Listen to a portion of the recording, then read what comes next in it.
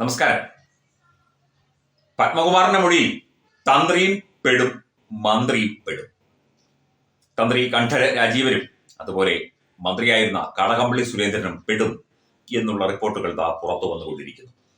കാരണം പത്മകുമാറിനെ പോലെ ഒരു നേതാവിനൊന്നും ഈ SIT ചോദ്യം ചെയ്യലിന് മുന്നിൽ പിടിച്ചു നിൽക്കാനാവില്ല. അങ്ങനെ പിടിച്ചു നിൽക്കാൻ അദ്ദേഹം ബേസിക്കലി അടിസ്ഥാനപരമായി ഒരു കുറ്റവാളിയൊന്നുമല്ലല്ലോ, ഒരു ക്രിമിനൽ ഒന്നുമല്ല. പക്ഷേ കാര്യങ്ങൾ ഈ രീതിയിൽ പോകുമ്പോൾ ഒരു ക്രിമിനൽ പശ്ചാത്തലം അദ്ദേഹത്തിന് കൈവരുന്നു എന്നുള്ളതല്ലാതെ അദ്ദേഹം ഒരു ക്രിമിനൽ മൈൻഡുള്ള ആളല്ല എന്നുള്ളതാണ് മനസ്സിലാകുന്നത്. കാര്യങ്ങളൊക്കെ ഉറക്കെ വിളിച്ചു പറഞ്ഞുകൊണ്ടേയിരിക്കുന്നു. തന്ത്രിയും പെടും മന്ത്രിയും പെടും എന്നുള്ള വാർത്തകൾ മാധ്യമങ്ങൾ ചർച്ചയാക്കുന്നു. ഒന്നും ഒളിച്ചു വെച്ചിട്ട് കാര്യമില്ല എന്നുള്ള കാര്യം പത്മകുമാറിന് മനസ്സിലായി. മാത്രമല്ല, പാർട്ടി ഇപ്പോൾ സംരക്ഷിക്കുന്നുണ്ട്. നാളെ വാസുവിന് കിട്ടുന്നത് പോലെയുള്ള ഒരു സംരക്ഷണം തനിക്ക് കിട്ടും എന്നുള്ള കാര്യത്തിൽ പത്മകുമാർ സാറിന് ഉറപ്പുമില്ല. അപ്പൊ പിന്നെ ഉള്ള കാര്യം പറയുക. അതിനകത്ത് കടകംപള്ളിയും തന്ത്രി രാജീവരും ഒക്കെ തന്നെ പെട്ടാലും തനിക്ക് തന്റെ തടി ഊരണം, അല്ലെങ്കിൽ ഈ കാര്യങ്ങൾ പ്ലാൻ ചെയ്തത് ഇദ്ദേഹം തന്നെയാണ് എന്നുള്ള കാര്യമാണ് കഴിഞ്ഞ ദിവസം പുറത്തു വന്ന വാർത്ത. എന്തൊക്കെയായാലും ഇത് ശബരിമല സ്വർണ്ണക്കൊള്ളയുമായി ചേർത്ത് വെച്ചുള്ള പുതിയ വാർത്തകളും പുതിയ വിശേഷങ്ങളും ഒക്കെ തന്നെ വന്നുകൊണ്ടേയിരിക്കുകയാണ്. ഇതിനകത്ത് ഇപ്പോൾ സ്വർണ്ണപ്പാളികൾ പുറത്തേക്ക് കൊണ്ടുപോകാൻ അനുമതി നൽകിയിട്ടില്ല എന്നാണ് കഴിഞ്ഞ ദിവസം താഴമൺ പോറ്റി തന്ത്രി പറഞ്ഞത്. ഈ മൊഴി തള്ളിക്കൊണ്ടാണ് ഇപ്പോൾ പത്മകുമാറിന്റെ മൊഴി. തന്ത്രിയുടെ അനുമതി കിട്ടിയിരുന്നു. പാളികൾ ചെന്നൈയിലേക്ക് കൊടുത്തുവിടാൻ തന്ത്രിമാർ അനുമതി നൽകിയിരുന്നു. അതായത് തന്ത്രിമാർ, അദ്ദേഹം തന്നെ അത് ലീഡ് ചെയ്യുന്നത്, അനുമതി നൽകിയെന്നും തന്ത്രി കൊണ്ടുവന്ന ആൾ എന്ന നിലയിലാണ് ഉണ്ണികൃഷ്ണൻ പോറ്റിയെ വിശ്വസിച്ചത് എന്നും പത്മകുമാർ മൊഴി നൽകി എന്നുള്ള വാർത്ത. തന്ത്രിയുടെ, അതായത് കീഴ്ശാന്തിയുടെ ഒരു വേള ചിലപ്പോൾ അവർ ബന്ധുക്കളായിരിക്കാം.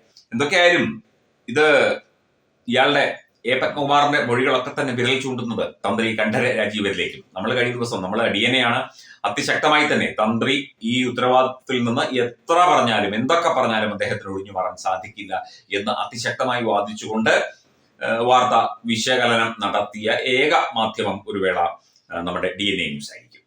അപ്പം ആ രീതിയിൽ തന്ത്രി ഉത്തരവാദിത്തപ്പെട്ട ആളല്ലേ, ശ്രീകോവിലിന്റെ ചുമതല അല്ലെങ്കിൽ ഭഗവാന്റെ പ്രതിഷ്ഠയുടെ ചുമതല ഒക്കെയുള്ള ആളാണ്. അപ്പോൾ ഒരിക്കലും അദ്ദേഹത്തിന് ഈ ഒരു വിഷയത്തിൽ നിന്ന് അയ്യോ ഞാനെന്ന് പറഞ്ഞില്ലേ രാമനാരായണ എന്ന് പറഞ്ഞ് ഒഴിഞ്ഞു മാറാൻ സാധിക്കില്ല.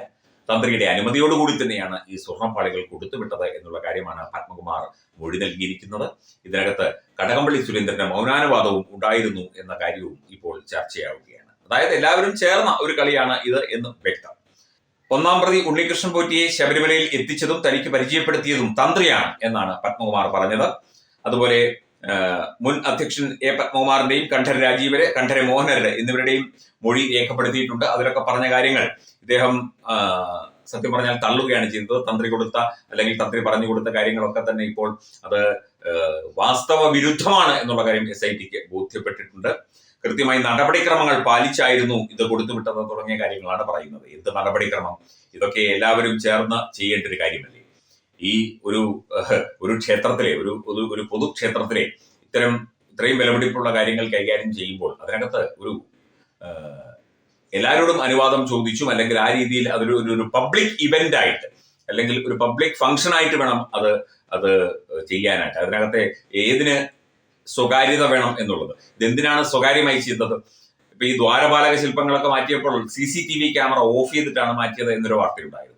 അപ്പം ഇത്തരം കാര്യങ്ങളിന് ഒക്കെ തന്നെ എല്ലാത്തിലും കള്ളക്കളികളാണ് നടന്നിരിക്കുന്നത്, തട്ടിപ്പാണ് നടന്നിരിക്കുന്നത്, എല്ലാവരും ചേർന്ന് നടത്തിയിരിക്കുന്നു. അതിനകത്ത് കടകംപള്ളിക്കും തന്ത്രി കണ്ഠര രാജീവർക്കും അതുപോലെ ഇതുമായി ബന്ധപ്പെട്ട് പ്രവർത്തിച്ച എല്ലാവർക്കും, ഉണ്ണികൃഷ്ണൻ പോറ്റിക്കും അതുപോലെ പത്മകുമാറിനും വാസുവിനും ഒക്കെ തന്നെ വ്യക്തമായ പങ്കുണ്ട്. തന്ത്രിയിലേക്ക് കൂടുതൽ SIT അടുക്കുന്ന അല്ലെങ്കിൽ SITയെ അടുപ്പിക്കുന്ന മൊഴികളാണ് പത്മകുമാർ ഇപ്പോൾ നൽകിയിരിക്കുന്നത്. ഇത് വെറുതെ മൊഴിയെടുത്ത് വിടലല്ല വേണ്ടത്.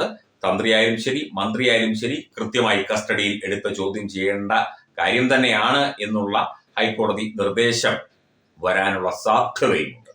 കാരണം ഹൈക്കോടതിക്ക് ഇപ്പൊ ഇതൊന്നും കാര്യങ്ങൾ നടക്കണം, അന്വേഷണം കൃത്യമായിട്ട് നടക്കണം. അതിനകത്ത് തന്ത്രിന്നോ മേൽശാന്തിന്നോ കീഴ്ശാന്തിയുടെ സഹായിന്നോ മുൻ കമ്മീഷണർന്നോ ഇപ്പോഴത്തെ കമ്മീഷണർന്നോ അല്ലെങ്കിൽ പ്രസിഡന്റെന്നോ ഒന്നുമില്ല. എല്ലാവരും പൗരന്മാരാണ്.